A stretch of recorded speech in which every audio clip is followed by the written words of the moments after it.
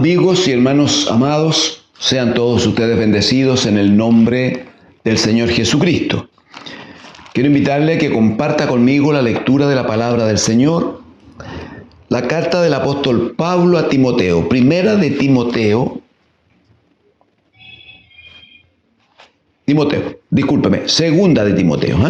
segunda de Timoteo capítulo 4, eso es. Segunda de Timoteo capítulo 4. Vamos a leer allí los primeros 5 versículos.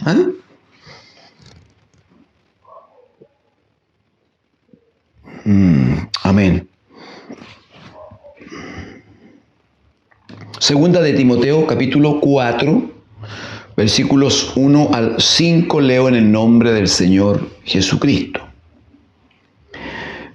Te encarezco, dice el apóstol, delante de Dios y del Señor Jesucristo, que juzgará a los vivos y a los muertos en su manifestación y en su reino, que prediques la palabra, que instes a tiempo y fuera de tiempo, redarguye, reprende, exhorta con toda paciencia y doctrina.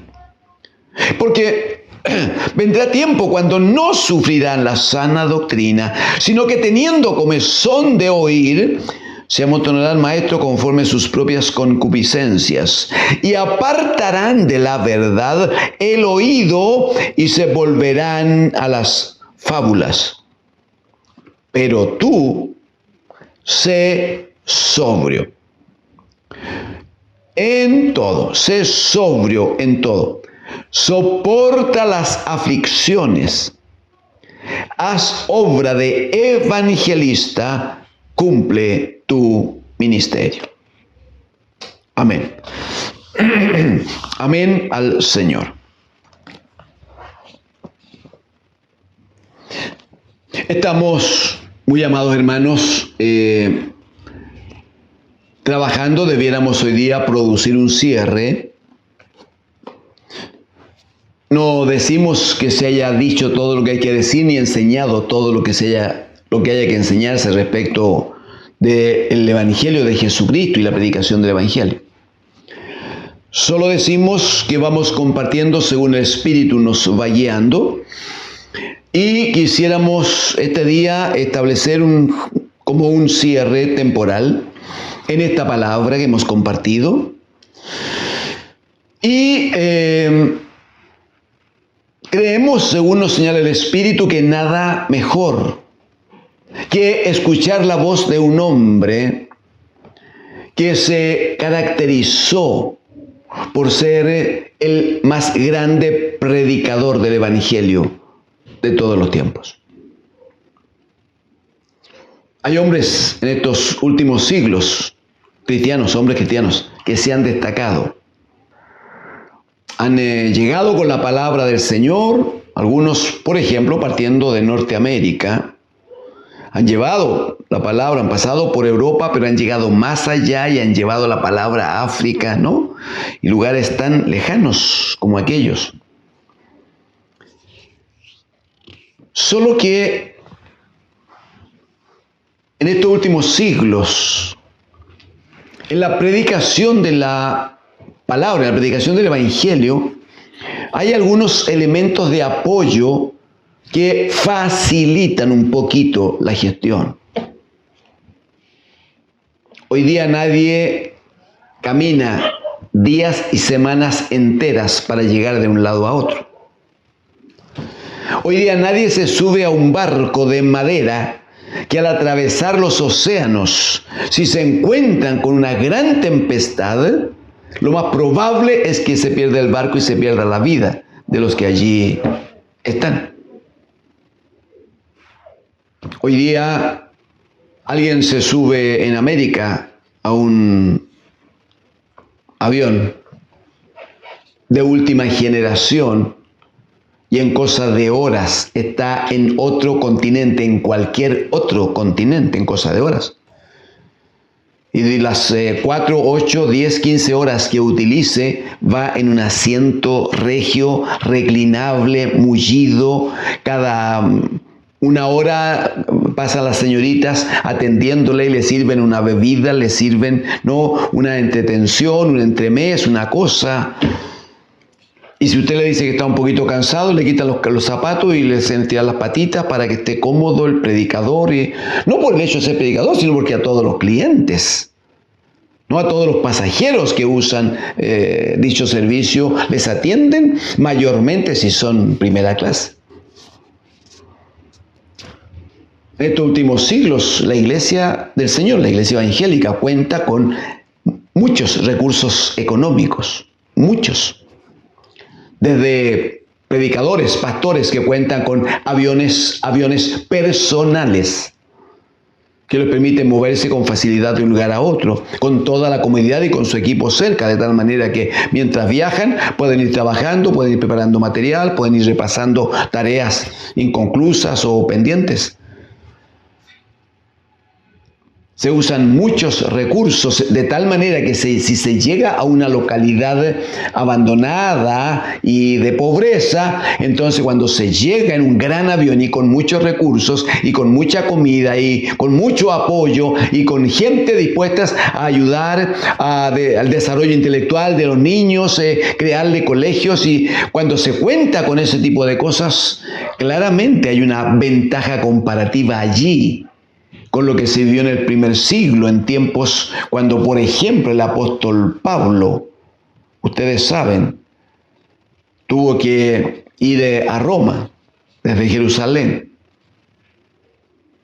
porque a él lo iban a matar por predicar el evangelio, y él apeló al César de Roma. Él dijo, no, yo quiero que me escuche el César. Él va a decidir qué pasa con mi vida. Sabiéndose Pablo un ciudadano romano. Pero en el camino, como ya en una embarcación de aquellos años, hermanos, primer siglo, entonces se levantó una gran tempestad. Y de no ser que el Espíritu Santo trató en una visión con Pablo y le dice, quédate quieto, porque tú y toda la delegación que va en este barco no se va a perder ninguno. De no mediar una palabra de Dios sobre su vida, ni Pablo llega al lugar de destino, ninguno. Eran las formas en que en aquellos tiempos se predicaba la palabra del Señor. En el primer siglo, si encarcelaban a un cristiano, las autoridades, los encargados de los recintos carcelarios, que tenían instrucciones de las autoridades religiosas y políticas, no tenían que pedirle permiso a nadie para golpear al preso, para meter sus pies y manos en el cepo, para encadenarlos y mantenerlos con un régimen de pan y agua por mucho tiempo. Y no había a quien reclamar, y no había nadie que se interpusiera, y nadie estaba interesado, a nadie le importaba, amigos y hermanos, a nadie. Sin embargo, en esas condiciones, el apóstol Pablo predica la palabra en Asia, pasa con esa palabra a Europa, y finalmente desde Europa nos llega a nosotros por la gracia de Dios, y a causa de este predicador llamado el apóstol Pablo, nos llega a nosotros la palabra del Señor también. Bendito sea el Señor que llamó a Pablo entonces, para que sea su instrumento. Pero bendito sea el Señor también, porque ¿qué otro hombre tenía mayor autoridad, mayor fuerza, mayor respaldo, mayor capacidad para formar predicadores, para formar evangelistas, sino aquel que era un evangelista por excelencia? Por cosa del tiempo no vamos a recorrer el detalle de cómo es que El apóstol Pablo se encuentra con un joven en una de las localidades que él visitaba predicando la palabra. Se encuentra con un joven que era parte de una iglesia local, y la Escritura va a decir que respecto de ese joven llamado Timoteo, la iglesia, los hermanos tenían buen testimonio. No obstante que su madre era una judía, una mujer del Señor, pero su padre era un griego. Era un pagano, un hombre que vivía de la idolatría, entre otras cosas, bajo las filosofías humanas y bajo este planteamiento filosófico de que al cuerpo había que rendirle culto. El apóstol Pablo recibe el testimonio de Timoteo, le conoce, trata con él, trata con su madre, trata con su abuela Loida. Finalmente asume pastoralmente una función de prohijarlo. De hecho, en las cartas de Pablo a Timoteo reiteradamente le va a decir hijo amado o hijo en el Señor. Entonces, de común acuerdo con quienes eran su familia, Pablo lo prohija espiritualmente y lo prepara entonces para la labor respecto de la cual el Señor le había llamado. Por ejemplo, si usted me acompaña solo aquí en la segunda carta, hermanos, usted sabe que el tiempo es breve.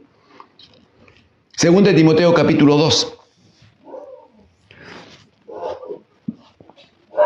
Recordará usted, permítame como apoyo, que el mismo Señor Jesucristo dice a los apóstoles en Mateo capítulo 28, le dice, vayan y hagan discípulos a todas las naciones. ¿Y cómo se hace discípulo? Bautizándoles en el nombre del Padre, del Hijo y del Espíritu Santo, y dice enseñándoles que guarden todas las cosas que os he mandado. O sea, hay una predicación, hay un bautismo en el nombre de Jesucristo y hay una enseñanza permanente y constante hasta que el hombre se va con el Señor. ¿Qué hace el apóstol Pablo, que había tenido un encuentro personal con Jesucristo? Segunda Timoteo capítulo 2, versículos 1 y 2. ¿Qué le dice? Tú pues, hijo mío, esfuérzate en la gracia que es en Cristo Jesús. Mira el verso 2. Lo que has oído de mí ante muchos testigos, lo que has oído. ¿Y qué había oído? La predicación del Evangelio, el testimonio de Cristo. Lo que le había compartido ya con los corintios, que Cristo murió por nuestros pecados conforme a las Escrituras, y que fue sepultado, y que Dios le levantó con poder de entre los muertos, y le sentó en los cielos a su diestra como Señor y Cristo. Lo que has oído de mí, dice Pablo, ante muchos testigos, esto mismo, esto encarga a hombres fieles, que sean idóneos para enseñar también a otros. Le está diciendo que a partir de lo que Timoteo ha recibido de Pablo y que Pablo ha recibido de Cristo, debe mantenerse una línea evangélica, una línea de la predicación del Evangelio. Le dice, tú lo has recibido de mí. Entonces, tú tienes que mantenerte fiel, pero tienes que buscar hombres que sean fieles por naturaleza, tienen una fidelidad, una vida comprometida con el Señor, hombres fieles que sean idóneos. ¿Cómo se es idóneo? Bajo la enseñanza, bajo la preparación, en este caso de la palabra del Señor, para que lleguen entonces a ser idóneos a fin de que ellos enseñen también a otros. La idea es que la cadena de proclamación, la cadena de enseñanza, de predicación del Evangelio no se corte nunca, nunca, nunca. Eso es lo que Pablo le está diciendo a Timoteo.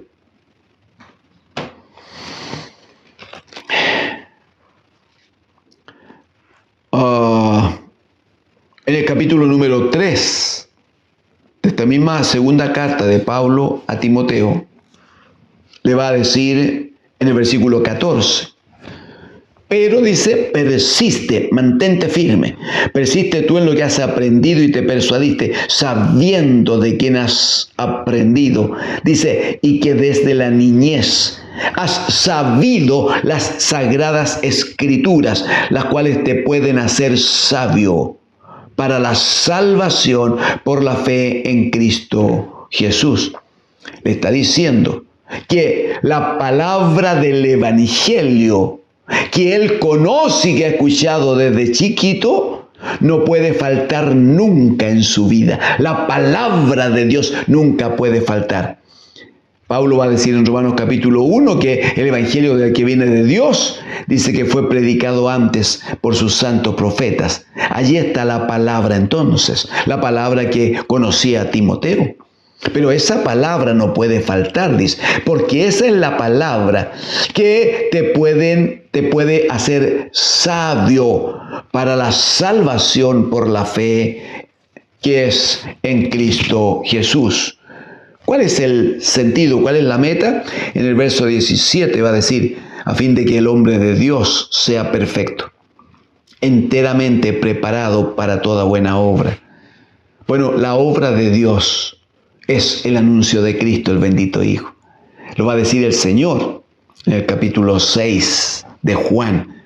Va a decir, y esta es la obra del que me envió, que todo el que ve al Hijo tenga vida eterna, y yo le resucitaré en el día postrero. Esa es la buena obra. El hombre de Dios debe estar preparado para la buena obra. Debe tener gracia, capacidad, debe estar dispuesto. Su boca debe fluir, de ella debe fluir la gracia, la palabra del Evangelio, para que aquellos que no conocen, conozcan, y los que conocen sean tratados por el Espíritu, a fin de que afiancen, afirmen, arraiguen su fe en Cristo el Señor, y haya para ellos salvación y vida eterna. Entonces en el capítulo 4 Pablo dirá finalmente a este Timoteo con el que está trabajando, al que está formando, te encarezco delante de Dios y del Señor Jesucristo. Mire los testigos que le pone el apóstol. ¿Qué es lo que te encarezco? Verso 2. Lo primero es que prediques la palabra, o sea, que des testimonio de Cristo. Que prediques la palabra. Que instes a tiempo, fuera de tiempo, redarguye, reprende, exhorta con toda paciencia y doctrina. Le explica en los versículos 3 y 4 que en los tiempos futuros, como quisiera hoy día haber tenido tiempo para que tratásemos esto, porque estamos viviendo esos tiempos difíciles y futuros en que se levantan muchos con diferentes doctrinas, con diferentes filosofías humanas todas, con diferentes planteamientos de solución para el hombre.